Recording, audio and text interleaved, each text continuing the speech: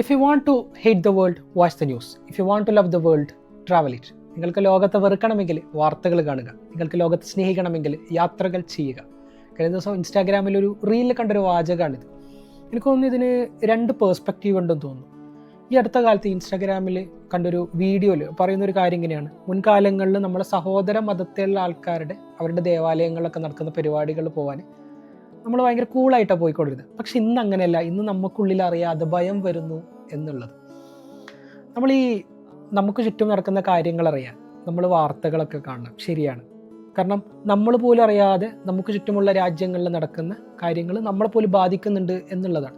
പക്ഷെ അതിനപ്പുറത്തേക്ക് നമ്മളതിനെ ഒബ്സസ്ഡ് ആയിട്ട് നമ്മളതിനെ ഫോളോ അപ്പ് ചെയ്യുമ്പോൾ നമ്മൾ പോലും അറിയാതെ നമുക്കുള്ളിൽ അതൊരു ഭയം കൂടി സൃഷ്ടിക്കുന്നുണ്ട് എന്നുള്ളതാണ്. കാരണം TRP റേറ്റിങ്ങിനൊക്കെ വേണ്ടി വെരിഫൈഡ് അല്ലാത്ത ന്യൂസുകൾ പോലും ഇന്നത്തെ കാലത്ത് പൊലിപ്പിച്ച വാർത്താ മാധ്യമങ്ങളിൽ വരുമ്പോൾ നമ്മളതിന് ഭയങ്കര ഒബ്സസ്ഡ് ആയിട്ട് നമ്മളതിനെ ഫോളോ അപ്പ് ചെയ്ത് പോകുമ്പോൾ നമുക്കുള്ളിൽ അറിയാതെ എവിടെയോ അപ്പുറത്തിരിക്കുന്ന ആളെക്കുറിച്ചിട്ട്, അപ്പുറത്തിരിക്കുന്ന മതത്തിലുള്ള, അപ്പുറത്തിരിക്കുന്ന ജാതിയിലുള്ള ആൾക്കാരെക്കുറിച്ച് നമുക്കുള്ളിൽ നമ്മൾ പോലും അറിയാതെ ഒരു പിക്ചർ ഉണ്ടാക്കുകയും അത് നമ്മളിൽ ഭയം സൃഷ്ടിക്കുകയും ചെയ്യുന്നുണ്ട് എന്നുള്ളതാണ്. അപ്പം ഒബ്സസ്ഡ് ആയിട്ട് വാർത്തകൾ കാണാതെ കാര്യങ്ങൾ അറിയാൻ വേണ്ടി മാത്രം വാർത്തകൾ കാണുമ്പോൾ നമുക്ക് ഈ പ്രശ്നം ഒരു പരിധി വരെ പരിഹരിക്കാൻ പറ്റും എന്നുള്ളതാണ്. അപ്പം ഒബ്സസ്ഡായി വാർത്തകൾ കാണുന്നത് മാറ്റി കുറേ കൂടി കാര്യങ്ങൾ അറിയാൻ വാർത്തകൾ കാണുകയും ചുറ്റുമുള്ള മനുഷ്യരിലേക്ക് ഇറങ്ങി നമ്മൾ യാത്രകൾ ചെയ്യുകയും ചെയ്യുമ്പോൾ നമുക്ക് കുറേ കൂടി നന്നായി ലോകത്തെ അറിയാനും കുറേ കൂടി നന്നായി മനുഷ്യരെ സ്നേഹിക്കാനും സാധിക്കും